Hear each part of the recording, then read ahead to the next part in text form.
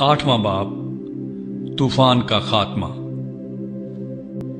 फिर खुदा ने नूह को और कुल जानदारों और कुल चौपायों को जो उसके साथ कश्ती में थे याद किया, और खुदा ने जमीन पर एक हवा चलाई और पानी रुक गया, और समुंदर के सोते और आसमान के दरीचे बंद किए गए, और आसमान से जो बारिश हो रही थी थम गई, और पानी जमीन पर से घटते घटते 150 दिन के बाद कम हुआ। और 7वें महीने की 17वीं तारीख को कश्ती अरारात के पहाड़ों पर टिक गई, और पानी 10वें महीने तक बराबर घटता रहा। और 10वें महीने की पहली तारीख को पहाड़ों की चोटियां नजर आईं, और 40 दिन के बाद यूं हुआ कि नूह ने कश्ती की खिड़की जो उसने बनाई थी खोली, और उसने एक कव्वे को उड़ा दिया। सो वो निकला, और जब तक कि जमीन पर से पानी सूख न गया इधर उधर फिरता रहा। फिर उसने एक कबूतरी अपने पास से उड़ा दी ताकि देखे कि जमीन पर पानी घटा या नहीं, पर कबूतरी ने पंजा टेकने की जगह ना पाई और उसके पास कश्ती को लौट आई। क्योंकि तमाम रुए जमीन पर पानी था, तब उसने हाथ बढ़ाकर उसे ले लिया और अपने पास कश्ती में रखा। और 7 दिन ठहरकर उसने उस कबूतरी को फिर कश्ती से उड़ा दिया।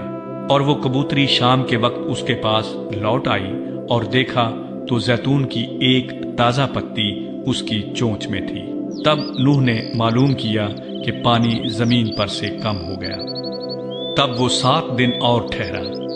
इसके बाद फिर उस कबूतरी को उड़ाया, पर वो उसके पास फिर कभी ना लौटी। और 600 पहले बरस के पहले महीने की पहली तारीख को यूं हुआ कि जमीन पर से पानी सूख गया, और नूह ने कश्ती की छत खोली और देखा कि जमीन की सतह सूख गई है। और दूसरे महीने की 27वीं तारीख को जमीन बिल्कुल सूख गई।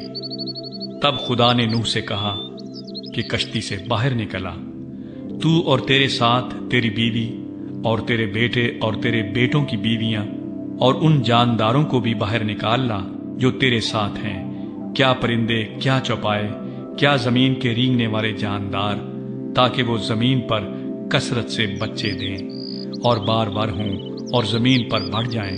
तब नूह अपनी बीवी और अपने बेटों और अपने बेटों की बीवियों के साथ बाहर निकला, और सब जानवर, सब रेंगने वाले जानदार, सब परिंदे और सब जो जमीन पर चलते हैं अपनी अपनी जिन्स के साथ कश्ती से निकल गए।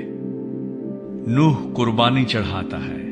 तब नूह ने खुदावंद के लिए एक मस्बा बनाया, और सब पाक चौपायों और पाक परिंदों में से थोड़े से लेकर उस मस्बा पर सोखनी कुर्बानियां चढ़ाई।